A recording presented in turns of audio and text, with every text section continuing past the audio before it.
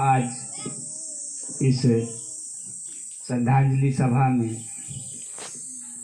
जो राम उजागर विकल जी के चरणों में पुष्प अर्पित करते हुए,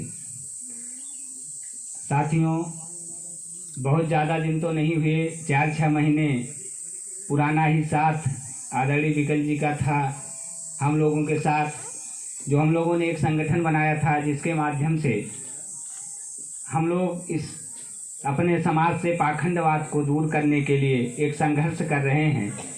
उसी संगठन के माध्यम से हमारी इनसे मुलाकात हुई। बहुत विस्तार से तो इनके बारे में नहीं जान पाया, लेकिन इन्होंने 4-6 महीने जो भी हम लोगों के साथ रह करके कार्य करने का काम किया है वो बहुत ही सराहनीय रहा। बहुत करीब से तो नहीं, लेकिन जिस दिन हमारे सभी साथियों ने इनकी तबीयत खराब थी उसकी सूचना भी दिया, हमारे सभी साथी लग करके इनके साथ भी रहे। लेकिन बड़ा दुख हुआ जब पता लगा कि विकल जी नहीं रहे। तो हम लोग जब घर आए तो किसी की क्षमता, किसी की पर्सनालिटी का पता खुद बखान करने से नहीं पता लगता है। लेकिन जब हम लोग यहाँ पहली बार आए थे, क्योंकि हम लोगों को रास्ता भी नहीं पता था, पूछते पूछते आए शामिल होने के लिए, तो जहाँ भी हम लोगों ने खड़े होकर के पूछने का काम किया कि हमको विकल जी के यहाँ जाना है, राम उजागर विकल जी के यहाँ जाना है, तो तत्काल लोगों ने बताने का काम किया। तो इससे ये पता लगता है कि विकल जी कितने फेमस रहे होंगे, कितने लोगों के बीच रह करके कार्य किया होगा कि दूर दूर तक यहाँ से 4-5 किलोमीटर पहले से लोगों को ये पता था कि हाँ विकल जी आज नहीं रहे। वो आपसे आप रास्ता बता देते थे, गाँव का नाम हम लोग पूछते थे तो बता देते थे विकल जी के यहाँ जाना है क्या। तो वो शख्सियत थे विकल जी। और जो हमारा एक उद्देश्य था हमारे बीच में आज नहीं है। कुछ तो कमियां हमको जरूर खलेगी, क्योंकि जो इस पाखंड के बारे में, जिस पाखंड के खिलाफ हम लोगों ने अभियान छेड़ा था, उसकी एक वो कड़ी थे। हम लोगों के साथ कंधा से कंधा मिलाकर चलने का काम किया, लेकिन आज हमारे बीच में नहीं है।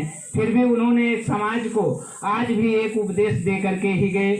बहुत अच्छा लगा। जिस पाखंड के खिलाफ हम लोगों ने अभियान छेड़ा था, तो आज कम से कम उनकी पुण्यतिथि पर के अवसर पर श्रद्धा सुमन अर्पित करने का कार्यक्रम जो आप लोगों ने किया है, ये भी उन्हीं के माध्यम से, उन्हीं के विचारों पर चलने का काम किया है। इसको देख करके हम लोग बहुत प्रसन्न हुए। और कारण क्या है, अभी हमारे आसाराम जी ने बताया कि हम पाखंड क्यों नहीं पालना चाहते, पाखंड से हमारा क्या लाभ है, हमको क्यों इस प्रकार के कार्यक्रम चाहिए। इसी उद्देश्य के लिए हम लोगों ने उस संगठन का निर्माण किया है जिसका नाम है शोषित समाज डेवलपमेंट आर्थिक सहयोग संगठन। जब हम लोग हमारे साथ थे, हम लोग यहाँ आए तो रास्ते में ही हम लोगों ने एक पाखंड के खिलाफ विचार बनाया। हमने कहा कि देखिए कहीं न कहीं किसी की डेथ होती है तो हम आप 100, 200, 400 या 150 का कफन ले जा करके लोगों को जो है देते हैं, लेकिन हमने देखा कि उस कफन को ले जा करके उस कपड़े को जला दिया जाता है, उसका फायदा बनिया लेता है और उस परिवार को उस कफन से कुछ नहीं मिलता और राख हो जाता है। तो हमने अपने संगठन के साथियों को उसी दिन कहा कि हम इनका आर्थिक रूप से सहयोग करेंगे। कपड़े में ही, एक ही कपड़े में बहुत है, वहाँ ले जा करके हमको कोई गद्दा रजाई नहीं बनाना है। तो लोगों ने पालन भी किया, हमारा संगठन उस ढंग से सहयोग भी किया। और आज जो शुद्ध रही का एक पाखंड हम लोगों के बीच में है, जो 3% के मनुवादियों ने हमको आपको थोप रखा है।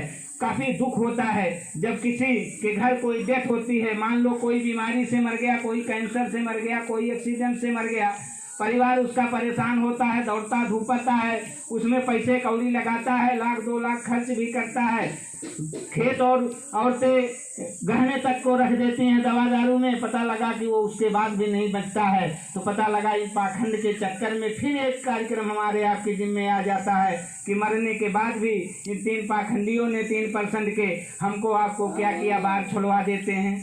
एक चित गले में जो है बांध देंगे, एक धोती आधी पहना देंगे, आधी लपेट देंगे, घर के बाहर एक तख्ता रख दिया जाएगा, वहाँ पे अलग से लोटा और थाली रख दिया जाएगा, 13 दिन तक उसको कोई छुएगा नहीं। तो हमको देख कर ये लगता था कि मरा तो वो बेचारा है, लेकिन लग रहा कि हत्यारा यही है, जो है यही उसकी हत्या किया हो, इसको जो है इस ढंग से कर दिया जाता है। तो हम लोगों ने कहा कि जो है इस चीज को बंद किया जाए। कोई ये कार्यक्रम न किया जाए। और जो भी पैसा कौड़ी आप नाजायज ढंग से खर्चा करते हैं, हमने तो सुई दवा में जो खर्चा किया ही 13 दिन में कम से कम लाखों का बजट हम सूखते रहे और कार्यक्रम खिलाने पिलाने में कर देते हैं। ठीक है, अच्छी बात है। जो अपने उम्र समझ से गया, उनके बच्चे हैं, कमा खा रहे हैं, अच्छे स्थिति पर हैं, वो करें, भोज का आयोजन भी करें, गरीबों के लिए भोज कराएं, उसके लिए मनाही नहीं है। लेकिन जो कम कम अपनी उम्र को जी नहीं पाता है, अपने बीच पूरा परिवार छोड़ के जाता है, जिसकी स्थिति काफी दयनीय होते, घर में वो कमाने वाला होता है, लेकिन उसके जाने के बाद भी जो एक भार पड़ता है, हम लोगों ने ये विचार किया, हमारा संगठन भी इसी चीज को मानता है कि हम कोई शुद्ध कर्म तेरही ये सब नहीं करेंगे। हम जो है अब श्रद्धा सुमन उनको अर्पित करेंगे। जिस स्थिति में जो रहेगा उसको उस स्थिति में जो है अपना कार्यक्रम करने का आजादी होगा। लेकिन पहले ऐसा नहीं था।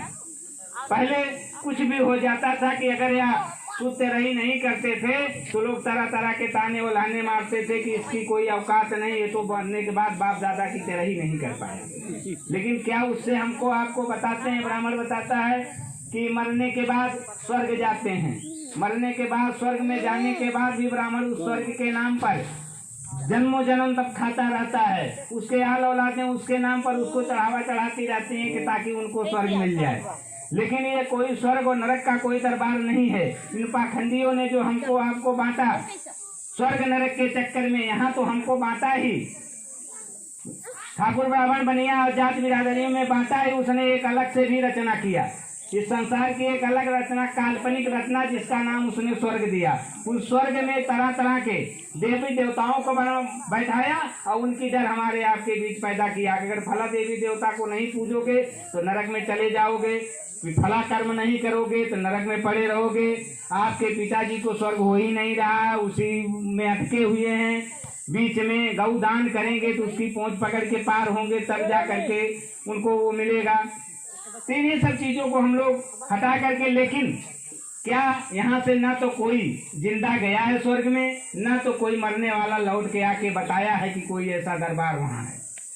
लेकिन फिर भी हम कल्पना, उस काल्पनिक दरबार के डर से सब कुछ करते रहते हैं और अपने आर्थिक रूप से हम जो है कमजोर होते जाते हैं। तो ये हमारा संगठन भी कहता है, हम सामाजिक आर्थिक रूप पर ही काम कर रहे हैं, हम इस पाखंड के खिलाफ ही काम कर रहे हैं। सबसे बड़ी समस्या तो ये है, अगर स्वर्ग नरक होता तो यहाँ जो भी इंसान मरता है तो उसके सामने स्वर्गीय लिखा जाता है, स्वर्गीय फला, स्वर्गीय फला, स्वर्गीय फला।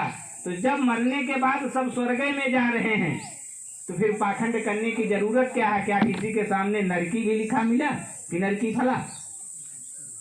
जब मरने के बाद सब स्वर्ग में ही जा रहे हैं तो ब्राह्मण क्यों बेवकूफ बनाता है, हमको पाखंड करवा रहा है?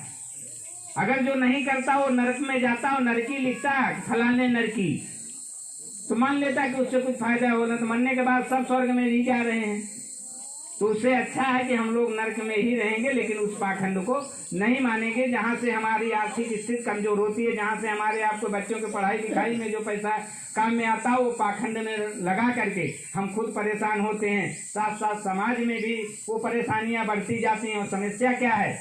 समस्या हमारे समाज में यही है, जो लड़ाई हम और बिकल जी ने और हमारे संगठन ने लड़ना शुरू किया है वो इसी के खिलाफ है, पाखंड के खिलाफ ही है कि हम अपने पैसे को कहीं किस जगह इस्तेमाल करें। हम पढ़ाई लिखाई दवाई सिंचाई में अगर इस्तेमाल करते हैं और कहीं उसी पैसे को हम ले जा करके पाखंड में देवी दुर्गा काली भगवती स्वर्ग और नरक के चक्कर में पाखंड करना शुरू कर देते हैं, तो कहीं ना कहीं से हम पिछड़ जाते हैं।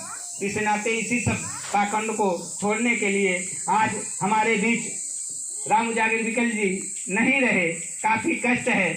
हम लोगों का बहुत साथ उन्होंने दिया, लेकिन हम आप लोगों से भी निवेदन करना चाहते हैं कि जो ये लोग आप सब आए हैं, कम से कम इतने लोग आज यहाँ पर गवाह हैं, और मैं चाहता हूँ कि वो एक प्रतिज्ञा भी करके जाएं कि हम पाखंड के खिलाफ लड़ाई लड़ेंगे और ज़्यादा कुछ दूसरे को तो नहीं कहेंगे, लेकिन अपने अपने घर को खुद सुधारेंगे। इस पाखंडवाद से मुक्ति जब तक हम नहीं पाएंगे तब तक हम मानसिक रूप से गुलाम ही रहेंगे।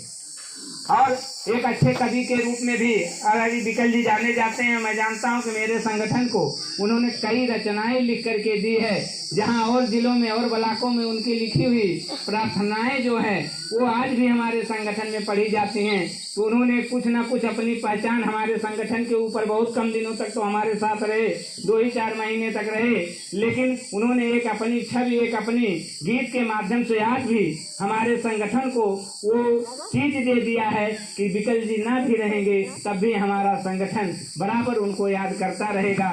और मैं इसी के साथ एक बार फिर उनको श्रद्धा सुमन अर्पित करते हुए आप सभी लोगों को बहुत बहुत धन्यवाद।